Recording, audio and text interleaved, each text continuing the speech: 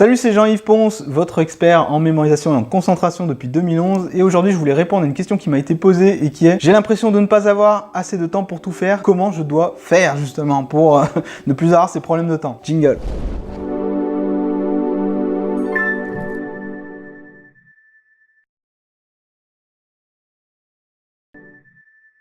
Alors, si vous avez constamment des problèmes de temps pour vous organiser, vous avez l'impression que tout vous prend du temps, la première des choses à faire quand vous avez des problèmes comme ça récurrents de temps, c'est de savoir combien de temps vous prend normalement chaque chose. Prenez l'habitude de faire un petit peu la comptabilité, de faire le suivi un petit peu de ce que chaque chose vous demande. Alors, pourquoi c'est intéressant de faire le suivi de combien de temps ça vous prend de faire chaque chose, même les plus petites? Déjà, ça vous discipline et ça vous permet de garder à l'œil le temps qui passe. Parce que bien souvent, quand vous n'avez pas le temps de faire les choses, c'est aussi parce que vous vous laissez déborder par le temps. Au bout d'un moment, vous vous levez la tête et vous vous rendez compte que « Ah mince, il y a 2 heures qui se sont passées ». Il y a autre chose aussi, et à mon avis, c'est un problème qui est beaucoup plus urgent à régler, c'est le problème des interruptions. Quand vous êtes constamment interrompu par des petits trucs, même si c'est des micro-interruptions, comme regarder un téléphone pour répondre à une notification ou un truc comme ça, tout ça, ça vous demande du temps. Tout ça, ça demande du temps à votre cerveau pour se remettre dans le bain, en fait. Ça double le temps nécessaire. Par exemple, vous regardez votre téléphone pendant 5 minutes, et ben le temps que vous vous remettiez au travail, il y a 5 autres minutes qui se sont parties parce que votre cerveau, lui, il re-switch et il a besoin de temps pour tout remettre en ordre. C'est bien souvent inconscient,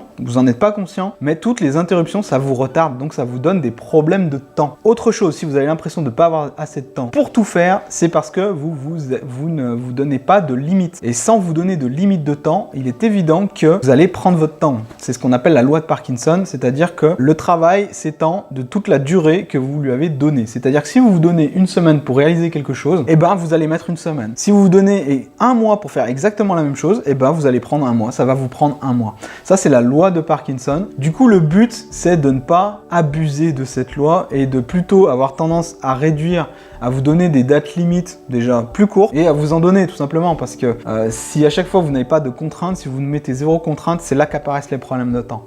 Donc voilà, j'espère que ces petites astuces vous auront aidé à gérer votre temps plus efficacement. La gestion du temps, c'est quelque chose qui est vraiment primordial si vous voulez vraiment réussir à réaliser tout ce que vous avez à faire. J'ai créé pour vous des cours spéciaux gratuits en vidéo que vous pourrez retrouver en vous inscrivant ici. En échange de votre adresse email, je vous transmets coup sur coup 4 vidéos dans lesquelles vous apprenez à rester concentré et vous apprenez également à vous organiser au mieux et à prendre du plaisir dans ce que vous faites. Donc voilà, c'était Jean-Yves. Je vous dis à bientôt pour une prochaine vidéo. Salut!